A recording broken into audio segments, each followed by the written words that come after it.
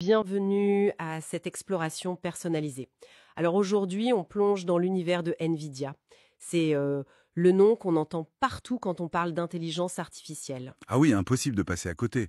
On dit souvent que leur puce, c'est un peu les pioches et les pelles de la nouvelle ruée vers l'or de l'IA. C'est une bonne image.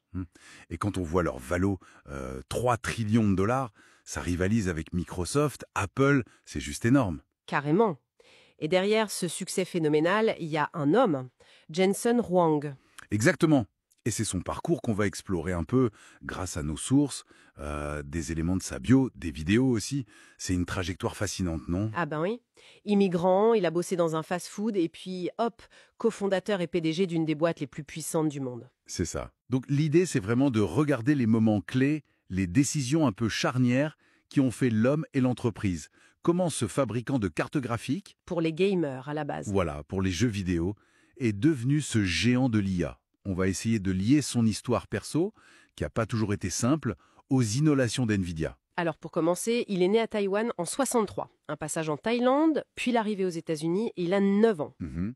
Et là, c'est, comment dire, un peu le choc. Ses parents pensent l'envoyer dans un bon pensionnat au Kentucky, Oui, mais en fait, il atterrit à l'Oneida Baptist Institute, une institution pour jeunes oui. en difficulté. Ouais, c'est pas tout à fait le même programme.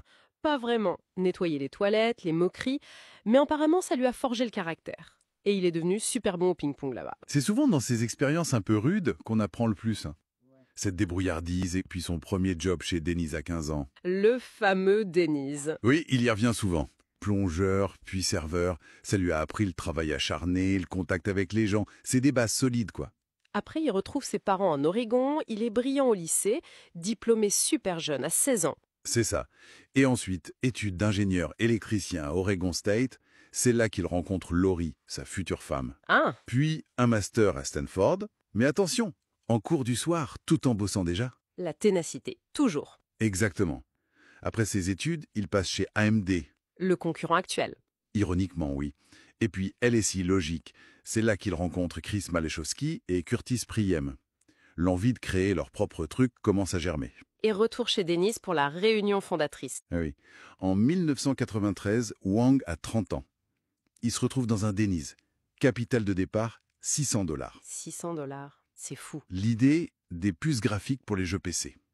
Et le nom, NVIDIA, ça vient du latin Invidia, l'envie. Pas mal comme clin d'œil à la concurrence qui voulait susciter. Exactement. Mais les débuts, c'était pas facile, hein. Ils ont failli y passer. Ah oui, carrément.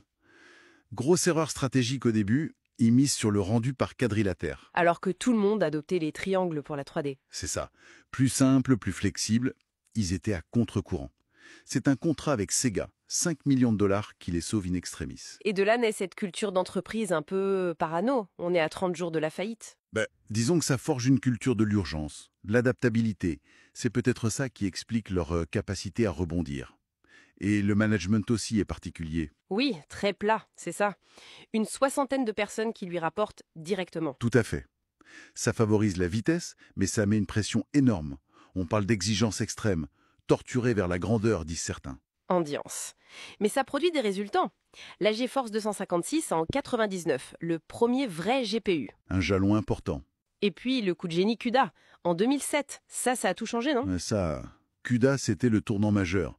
L'idée de rendre les GPU programmables, ça a ouvert la boîte de Pandore. C'est-à-dire? Les chercheurs, les scientifiques se sont rendus compte qu'ils pouvaient utiliser cette puissance de calcul parallèle énorme pour leurs propres besoins, bien au-delà du jeu vidéo. Le calcul scientifique. Et surtout, l'entraînement des modèles d'IA. Ces modèles sont hyper gourmands en calcul répétitif, pile ce que les GPU font bien. Sans CUDA, l'IA d'aujourd'hui, elle ne serait pas là où elle en est, c'est clair. Donc Nvidia fournit l'outil essentiel au bon moment. Exactement. Et la livraison du DGX-1, leur supercalculateur pour l'IA, à OpenAI en 2016, ça a vraiment marqué le coup.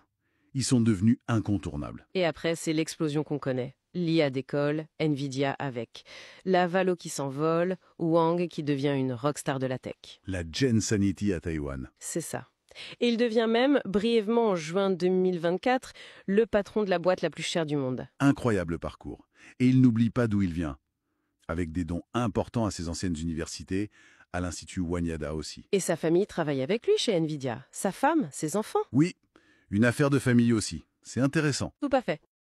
Bon, si on essaie de résumer, on a la résilience face aux galères du début, une vision long terme, notamment ce pivot stratégique incroyable avec CUDA. Passer du jeu à l'IA, c'était pas évident. Non, vraiment pas. Et puis ce leadership très intense, exigeant, mais qui a clairement été un moteur d'innovation majeure. C'est comme ça qu'ils sont passés de simples fabricants de puces graphiques à, au cœur de la révolution IA.